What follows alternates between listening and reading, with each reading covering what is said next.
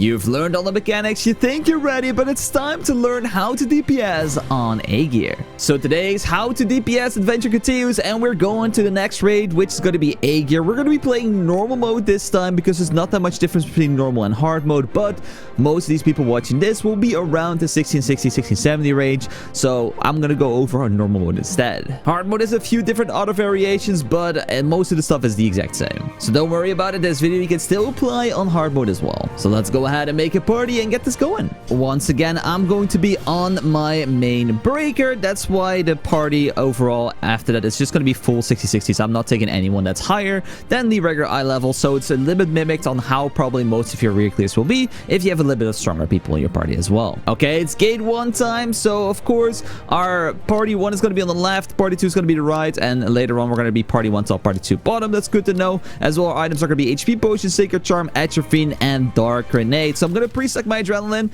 So of course we are ready to go full ham when we get inside of the boss, which is always useful. Of course we could get, you know, a little bit messed over if people don't skip right here, which happens this time. So we will lose probably our adrenaline. Yes, we lost it, so we just have to restack it once again, and we're gonna go ham right here. So I always enter at the start here because everyone will get a full buff. Everyone has everything normally, so I can go super ham here. And if we go super ham, that means that we probably skip to the next part pretty fast as well. I'm not using ult here because I can always build my ult back up in this phase right here. So we get a little cutscene, of course, and the cutscene allows us to do a little bit of stacking off meter. If you're a breaker, if you're not a breaker, you know, it is what it is. Get behind the boss and make sure you don't get sliced. And then, of course, keep DPS. This is a very good back attack raid as well. So it's going to be very nice. He's going to go ahead and slam down. So we're going to go stand a little bit in front because we know it's going to come to me. And I'm going to go ahead and mode, because if we phase, I need to have used my mode beforehand. So he doesn't phase right here. We are DPS a little bit on the lower side, like I said, because we have full 60-60s. But it is what it is, you know. There we go, we phased him, so we're now going to stand on the left side, and we don't get it. So what I'm going to do is I'm going to stack up my mode. I'm going to make sure that I'm ready. We lose one person there because the support did not DR. It is what it is. So our goal, of course, if we're inside, we have to stagger. For outside, we have to defeat the mobs. If you guys didn't know, defeating the mobs actually has a purpose because it extends the timer that people have inside to do the stagger. So these mobs still just have to be done. Alright, so now we are ready to go full ham, guys. Full ham. And what we have to do for that, of course, is another atropine. I'm going to pre-darknate as well. And we're going to go ham when he's staggered. Boom. Go. Atropine everything. Of course, you hope that your support gives you everything you have as well. Use your T-scale. Go ham with everything. And you should do a decent amount of damage right there. So if we do enough, he should phase right away. There we go. So, of course, you can use a side arrow here as well if you want to, but most of the teams will just save until the next phase. There will be 2 yellows right here, so it doesn't matter which one you're waiting for. I'm always waiting for the second one here, so standing behind. You can build a meter if you want to here, but sometimes it's a little bit finicky, so I'm just going to go ahead and do it afterwards. So you can, of course, attack if you want to. And here we go. Let's get ourselves some more gauge. And this is going to be the triple one with the counter, so I'm going to be ready for counter. There we go. Hit that. And then we're just going to go build up as much gauge as possible. We can tank it as a breaker here so we don't get knocked back. And gives us a good DPS opportunity as well because he's just standing still if he does this pattern, which is very nice. This again, look at above. What color is it? Go to the opposite color. I don't have to move because I have shield. So there we go. We've now phased them. So in here, it's very important, of course, that you're hitting those counters. But our main goal is getting our full bar up. So we want to do some damage while getting the full bar. Go outside. Use a little way right there. I will always try to go for the counters. And the reason for that is I do not trust people in pugs most of the time. Because, you know, some people like to do nothing, you know, or they don't know. So always alleviate that pressure by at least doing your job on one of the thingies. And there we go. Look at the HP, guys. Look at the HP bar. So we are getting some damage done. We sadly lost another person. It is what it is. Gate 1 is not the hardest gate. And we can see the 600 million. So we can pre-dark. And we know we can go ham here. Don't use Atro. Because we want to use Atro on the final phase after the stagger. So I hope that we're going to have enough stagger, though, with 6 people. And another counter right there. If it's on me, maybe. I sadly didn't have my X skill. So can get this little AoE, but hopefully we don't lose more people, because if we lose more people, the stagger check could be very hard. But you can see that even with like 6 people, this fight doesn't matter that much. We could just move on, continue on. And in here, of course, once again, we're gonna stack our mode if you can. If you can't, you just dodge, you know. But I want to stack my mode here because I have a lot of time to get my gauge up, which is fine. Like that, like that. And then here we go. We are full gauge. We're ready to go. We'll see what the boss does first. Okay, good pattern, good pattern. So I can go ham here. This one, of course, you should go outside afterwards, but because I have my shield, I have my vulnerability, I can go ahead and stand still in here and just tank it. Of course, you can tank it as well with your support if they're on par with you, but, you know, you should trust your pugs, in my opinion, most of the time. Like, unless you know that they are going to be good, you're fine with that. I always press shield here just to make sure that if I fail the G, I do not die. As you can see right there. And that guy is going to die now because he's standing in front of the boss. So this is just the general pug experience. And I'm just going to make sure I'll use hyper. I don't really care. The DPS is not the issue. It is going to be the stagger check. So let's see. So I want to just have as much time as possible. I'm just going to go ham right here. Use one of those. And then I said they didn't crit, which really sucks. Just a hyper right there. And then just go ahead and hit the arm as much as possible. And there we go. We should be good here. Get that. And then get the Thar going. Keep fighting as much as possible. We're going to just go ham. Use as much things as we can. Because, of course, right now we're in a situation where we need to do as much damage as possible. We have another person that is like... was like all the way in the back. Okay, we barely made it. So I can go Atro here. Of course, because I had to waste my hyper, I couldn't do like a double mode. Normally you would hyper here instead. But in that situation, I had to make sure that we are fast enough to get the stagger check. Because if I didn't hyper there, we probably would have failed. Because the timer is just the timer in total, like it's including the arm to take it down. So that's why I had to make sure that I killed the arm as fast as possible. So right now we're good, and we just do some extra little damage. It doesn't really matter too much. He's already 19 bars. He's just chilling, and the stagger check after this doesn't really matter at all. So he's stalling a little bit, but it's fine. He's gonna go right now in here, and we're gonna get the final phase. This is like just whatever. We're gonna go ahead and stagger the boss. We're gonna go ahead and use Star, and we're gonna make sure that we have our mode, which our mode I think is fully ready or almost ready. So it's not gonna be a big issue. Yeah, it's fully ready already. So we're just gonna go ahead and go ham right here. I'm mainly just gonna face tank it because I have my shield, I have everything. Doesn't really matter too much to me. Boom, boom, boom. So you can see even with that, this as well as a spacebar. Once you see the blink, it's a little bit hard to spacebar, but you can see right there I had it. Of course, if you have a bard, they can Guardian Tune, which is nice. And then here we go. And then we can just go ham. If you want to, you can use a dark, but because we're so low on the bars already, I think it's a little bit of a waste of an item, you know. It is what it is. And there we go. That's gonna be Gate 1, easy peasy. There's nothing else here anymore. And there we go. That is Gate 1 done. So you can see even with some people down, it's totally fine. It's totally fine.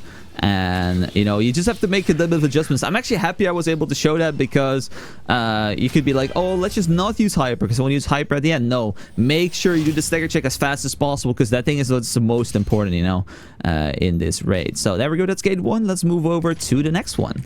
And here we go, Gate 2, same items as before. Just keep in mind, Party 1 is going to be near the top, Party 2 is going to be near the bottom for most mechanics. So just keep that in mind. Again, we're going to pre-stack our gen a little bit. The boss is in the middle of the field, so he's a little bit further away. So if you don't want to pre-stack a gen, it's fine because you can use quite a bit of abilities while trying to get to him as well. This is the most annoying fight, in my opinion, in the game for front attackers. So you're going to see me probably do a lot worse in this raid because of that, because this boss likes to turn a lot and do a lot of stuff, and like this, for example, like he likes to go away. It is what it is. So for this, of course, you look at the hands, and then you're gonna go where the hands are on the edge. You see right here, you can stand here and be safe. Look at that. Easy. Little tips. So we're just going to go ahead and keep DPSing until the first mechanic. And as you can see, this boss is just moving. This ability, as what he's doing right now, is very annoying. Knocks everyone up, knocks everyone down. And you can see, like, he keeps just turning around. Keeps turning around. So it's like a very shitty front attack fight. There's not that many good patterns for front, in my opinion. This one's a pretty okay one. Now it's going to go here. Yeah, always turns the same way. So that's always a good thing to know. And then hopefully he's going to turn around and just do the slam. Like, people are just moving way too much. Please, just stand still. Like, this happens a lot in inexperienced parties. Is like, people are just running around. And that's like the biggest nightmare for DPS if you're front. Like, it's just super annoying because it's hard to predict where they're gonna go because they're just always running around in a circle. And this boss likes to follow everyone all the time. So... it's just a bit annoying. And we already lost someone, but it is what it is. We'll just continue. So party 1 is going to the top. Party 2 is at the bottom. So we're going to have to kill these little statues. And we're always moving clockwise. So I am just going to make sure that I have my full mode, which I do have. Because then I can go ham on the middle and phase that as fast as possible. So we don't really care about these right here. We have plenty of time to take them down. So... and they should be fine taking those down. We as well have one person that's not with us. I don't know why. Like, our number 3 is not with us, which is fine. And then we're gonna go ham here. And there we go. And use a little T. Everything like this in here counts towards the next phase. So if you're going to do enough damage right here on the boss, you can actually face this boss a bit quicker. So, of course, right now you can focus up on hitting those counters, those staggers. So we're going to do the same thing here. Of course, if you're slow, you can use Sidereal here. You can use a Vel. But, you know, it is what it is. So these people are not doing it at their bottom. And not here as well. Okay. I thought I could leave it to them. But you can always like test the water for the first pool. And if they're a little bit like they don't know what they're doing, which it shows, you know, they don't know what they're doing, I have to help, you know. This is just a kill, counter, and stagger. There we go. So see, now I can do all 3 instead. It's a bit hard to know. Like, you don't know from the get-go if they're gonna be good, if they're gonna be bad, if you know what they're doing. Like, Soul Eater knows what they're doing. Artist kinda, but the other ones seem a little bit lost. For example, in this party. So you can always see by if the sword doesn't take that much damage, if it's a stagger, counter, or a kill one. If it takes quite a bit of damage, it's a kill one. So you can just go ham on that. So there we go. Because we did enough damage, the boss already faced. We almost have full bar. So we're going to go ahead and stack our adrenaline. Wait for here. And we can go ham right at the start if we see our first pattern. So, good pattern right here. So I can go ham with an Atro.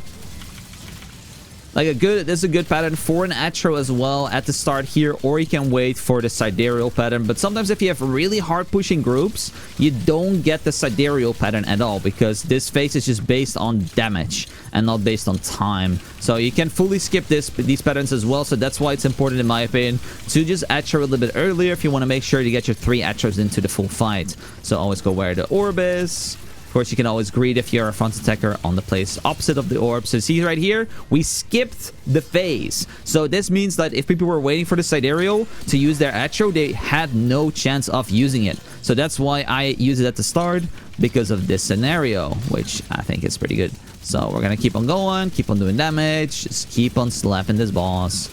We get a few good patterns for front, which is nice. And then he's gonna go forward, and I can... That actually hit me, man. I really hate that T-skills don't have any immunity at all, because that just should... Like that's the start didn't hit me, so you know, that's what it is. Alright. It's fine. Like I said, this is the shittiest front raid in the game, in my opinion. It's really bad. But, you know, it is what it is. Like, look how much he turns. Like, it's so hard to... Especially for Suda, to keep your fronting up, you know, all the time. It is what it is. It's better to hit him not on the front than to not hit at all. And then we go here to finish off the combo. And now we're gonna get a little counter, so we're gonna go here. Like, people are just standing still. Okay. So normally you try to ping right there so people are moving. But, you know, you can't always have it. It is what it is, you know. We just try our best just to coordinate the team as much as possible in the little things we have to do. So now we, of course, get the stagger check. We can just go ahead and get that going. Nothing little crazy is going to go here. We're just going to go mainly focus on just doing the stagger. There we go. So we're not going to use any really big skills because this stagger check is an absolute joke. It doesn't matter. You don't have to use bombs here or anything. So that's why we don't bring whirlwind nades. And we just go ahead and focus on doing damage. So we ideally want the boss near the middle, but not too close, so we can do as much damage as we can. So right now it's going to do our G. So we're going to G right here near the end. And we're going to press Sidereal now. So we are sure that he is ready. And this way as well, we can go ahead and DPS a little bit more. I don't want to use too much, but I probably should, looking at how fast we're going. So there we go. And right now, I'm not using the Sidereal yet because I want to go ahead and do as much damage on the boss. Because I have actually quite a bit of time. As you can see, this is the timer in the middle. You see this timer? That's the timer I have to go ahead and do damage. Look how low the boss run is. It's already 144 bars. So you don't have to go right away. You have actually quite a bit of time to wait for that Sidereal. Of course, make sure that it doesn't run out because we were near it running out. Like once the circle is going to start disappearing, you know you should use it. You know, it is what it is. Okay. Last phase. So we have our hyper as well. Hyper you can use if you want to here. If you think that we're not going to get Sidereal. And otherwise you can use it in the final phase if you want to. There's always a good moment as well to use your hyper. But you can see we have 2 more Etros, so we do want to use one as soon as possible in here. So what I'm going to do is, because I have my T-skill up, I'm going to pre-dark. I'm going to look for the pattern, and I'm going to go here. Because this pattern is quite an easy pattern to just go ahead and DPS on. Sadly, he moved away from there. Like I said, if people are moving in weird directions, like this boss likes to join it as well. But you can see, again, we didn't get a Sidereal one more time. So that means that we didn't have an extra moment. So that's why I use it there, just to make sure that I have it. Otherwise, like I said, if you get the Sidereal with the wall, it's a very easy time to use an Atropine. So both times will be perfect. We're going to get another one of these. Wait for the arms. And now we're just going to go in here and we're good to go. That one is just like the fire line. Just avoid that. And he is phased. So now, of course, we're going to use Sidereal. And meanwhile, I'm still going to go ahead and get my mode because I can do that. So we're going to wait for the text. And then we're going to go here. And I'm going to go ahead and just power up my spells. Boom. And we're going to get our mode right here. I'm getting it ready. I'm not darking right away because what I'm doing here is sometimes it works out because I do have enough time to put in a full mode. But you could have the issue that the support doesn't buff you because they're a little bit scared. I always ping the middle, like underneath the feet is a good place. And then here you hyper. So the boss always crashes down. It's the best time to hyper. Hopefully your support, of course, does buff you. And hopefully I get a double aggro. Come on. Nah, of course. That's the move. It is what it is. And there we go. That's a good time for me to go ahead and do that. Press a little G right there. Boom. Little T-skill. But see, again, immediately he just turns around. Nothing I can do there. So don't feel too bad if you're like a directional, positional player on this gate. This boss just loves the turn. And that's why, of course, the #1 DPSs on this raid are the Hitmasters. Because it's just really shit on this boss to hit the front. Back is kind of okay, but front especially is really hard. But it is what it is. You know, I think this probably is one of my worst performances I've done on the Aegir, but it is what it is. You know, it gets the job done. Sometimes, you know, you can have a better day. Sometimes you can have a worse day. And you can see, even with not the best fronting this time, we still are going to be easy peasy lemon squeezy. Of course, make sure to invulnerate yourself because otherwise you fall off. A little tip as well, the top always breaks first, then the left side. So keep that in mind. He's going to spin, go to the pizza point. There will be a pizza point, which is the safe. So you can see right here, I'm safe. And we're just going to use a T-skill and a punch, and it's dead. There we go. That is going to be Aegir Gate 1 and Gate 2 defeated. Of course, like I said, we had some skips in there, but like these will happen quite often. And you should be prepared to know what you're going to do. Like, you shouldn't be relying on certain phases, because certain phases, of course, can be skipped, like we saw right there. So there we have it, guys. We ended up at a nice 39%. pretty decent. 50 on the first one. Of course, we had a few more people dead. But yeah, there we go. That's not too crazy. So that's Aegir Gate 1, Gate 2. Of course, if there's any questions, leave it in the comment section down below. Let me know if there's any strategies you use. We can, of course, use a little bit more side aerials because we did skip all of them there, but it was not needed at all. I think we were totally fine with this run. So I'll say take care. Love you. Bye. Thanks so much for watching. Of course, be sure to join me on twitch.tv/ImDefild if you need any more tips. And I'll see you again in 2 days for another video. So take care.